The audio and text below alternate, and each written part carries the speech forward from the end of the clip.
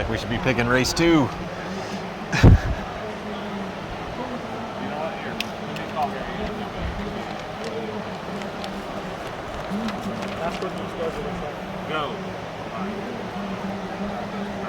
Oh, we're good? Yeah.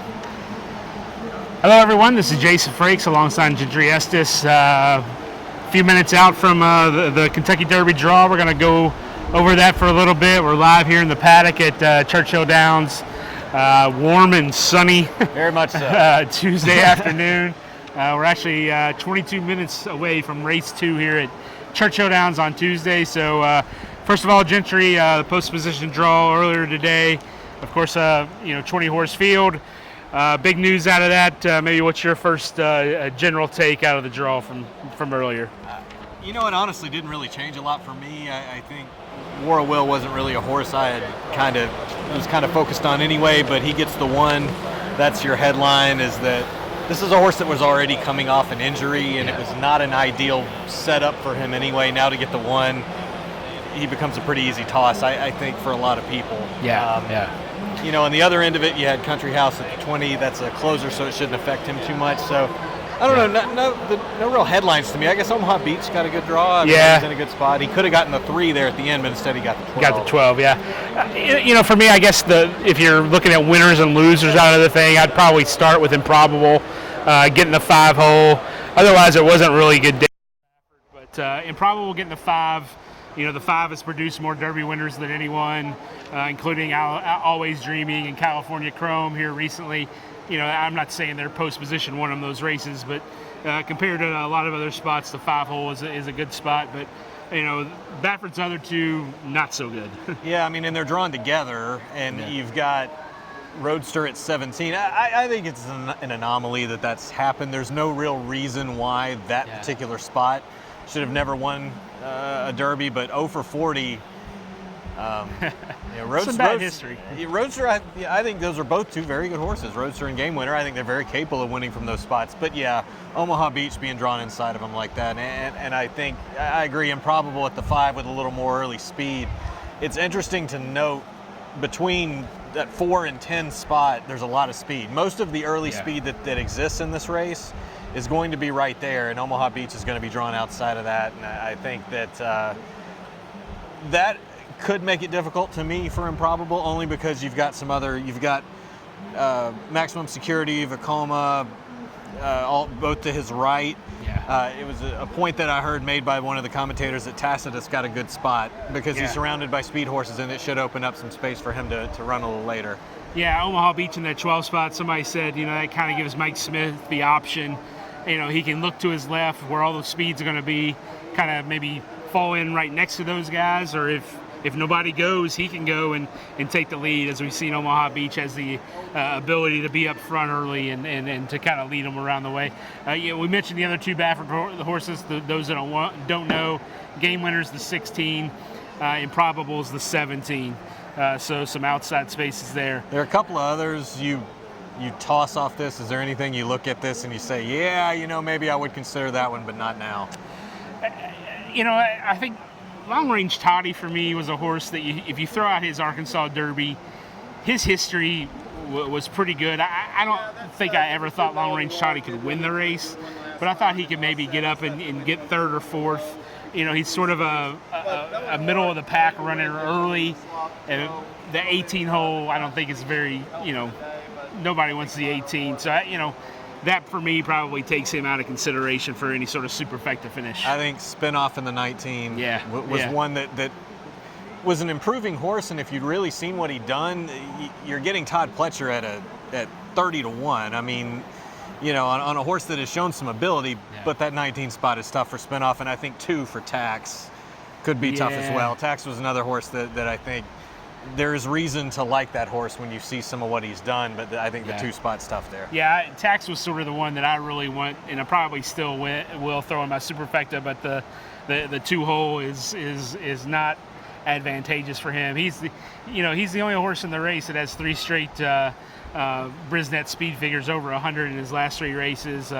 Talking to Danny Gargan today, he was talking about he's a big numbers guy, the sheets, the rags, all that good stuff seemed to point to Tax fitting in well with this group. So Danny Garnett's really confident about his horse. So he's going to need to be real fast, Yes. real quick, Yes, real he is. early. Yes, he is. Maybe some other winners, I guess, if you will, from that you mentioned. Maximum Security gets the 7, the only undefeated horse in this race. Tacitus gets the 8. So right there in the middle where probably their trainers. I do like to that be. draw for Tacitus. I think I didn't really know what to make of that horse, but it's more the pace question of can a late runner win this thing, and out of the. If that's possible, and if there is some sort of pace meltdown, especially with all these horses being drawn together from the 4 to 10 area, if they get competitive with each other and there is some kind of meltdown scenario, it really could benefit Tacitus being in that spot. And also, regardless of the draw today, I think Win is a horse that could benefit from that too. I think he'll really benefit from the distance about as much as any other horse in the field. So just looking at the odds, Omaha Beach comes in the 4-1 to favorite. You got Game Winner, the second choice at 5-1, and you have co-third choices there in Roadster and Improbable at 6-1, and then co-fifth choices, if you will, at 10-1. Those two are Maximum Security and Tacitus. What do you make of Maximum Security? That's one to talk about. Yeah, it is, and it kind of leads into the first thing I was going to say here. The 4 California horses, Omaha Beach and Baffert's 3, Improbable, Game Winner, and Roadster. The more and more I think about it, I can't see anyone other than those 4 horses winning the race. Would you agree? The one would be Maximum Security. And I think that you're talking about an all or nothing kind of situation. He either gets the lead and they leave him alone and he wires it, or he's way back in the pack. There won't be anything in between. Yeah, he could pull off a War Emblem from back in the day where War Emblem just went to the lead, got some decent fractions, and pulled away in impressive fashion. So they left him alone in the Florida Derby, exactly and he did it. He won by three and something lengths, and that's impressive. I mean, he's the only undefeated horse in the field. I mean, it's hard to go against a horse that has never. Not only is he undefeated, but he's won every race by at least 3 lengths. If someone other than Jason Service trained that horse, he'd be the favorite or maybe the second choice. And that's a good trade. You got Luis Saez. I think it's an underrated job. There's a lot to like on that horse. That one to me is the livest of the not top the ones you mentioned. California horses. Yeah, I mean, Jason Service. The workouts are incredibly slow when you look at them just from a time. They really are. Like it almost makes you wonder if that's deliberate. Well, that's just the way he trains them. He wants long workouts. He doesn't care about times. He just wants to get the work in them. So it'll be. He's one that I think if you're out here Wednesday or Thursday morning and you're still trying to figure out how to handicap the race, Maximum Security is one that I want to see on the track just to see what he looks like. Yeah, and he's going to be key to the pace scenario, however it goes, because you got to figure that's going to be the most forwardly placed horse early. All right, anything else we want to cover from the draw here? Like you said, War Will, the 1, Country House, the 20, not a big factor for him because he's probably going to be last going into that first turn anyway. Right, yeah, he was going to have to go pretty wide anyway. He's going to take a hard left out of the gate there with Flavian Pratt. What about 3 for By My Standards? That's one that people seem to be pretty high on. Yeah, By My Standards is definitely the buzz horse. 20 to 1 also on that one, 20 to 1.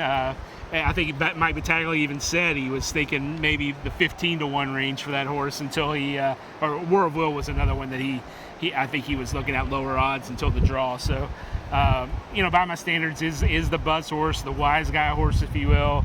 He seems to love this track. The point I made about that, unfortunately, the wise guy horse never wins the Derby. You go back to Hintz a couple of years ago. Was that pick? I don't know about the 3 with that horse. The 3 position with that horse. I'm sure Brett Calhoun would have chosen differently if he could have. Right. Is there any of the prices that surprised you? No, not really. I think the 4 we talked about, the California horses. I thought they'd be the I thought the top Win 4. was a little low at 50. I didn't expect 15 to 1. I would have said 20 or 25 for him. Yeah, Code of Honor also in at 15 to 1. And then I think you have to go up to 20 to 1 from there. Well, and you got Maximum Security and Tacitus are both at 10. That's a lot of respect for Maximum Security. Tacitus is a higher ranked horse, according to most people. So I think that speaks to the the nature of this thing and how hard it is to win from the back with 20 horses. Yeah, of course, Tacitus for Bill Mott, trying to give the Hall of Fame trainer his first ever Derby win. We have 3 of those in this race, Hall of Fame trainers who have never won.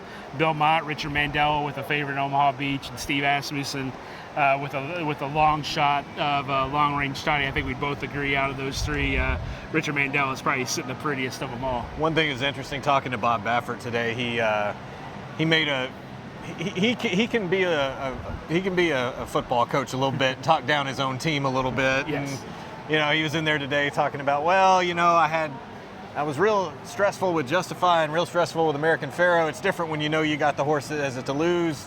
I don't have the standouts this year. It's going to be a lot more relaxing for me, and He did sort of downplay the outside draws for a game winner in Roser, bringing up Big Brown, of course, who won, back in 09 from the 20 hole. Kind of, if someone can win from the 20, you can win from anywhere, and it really just boils down to who has the horse, I think.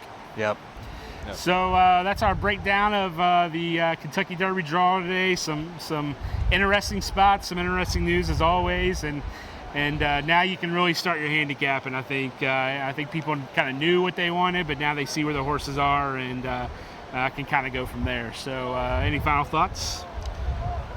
No, just a few more days to go, and the races are underway at Churchill. It's about 95 degrees, it feels like, here in the middle of the paddock. Don't bring a sports coat if you're coming out today. Go with the polo. It's pretty even warm. with the heat, I would take this weather on Saturday because it's not having Very rain nice. again. It's a little cloudy. So thanks for joining us on Facebook Live. Be sure to follow CourierJournal.com all week for coverage from the Kentucky Oaks on Friday and the Kentucky Derby on Saturday.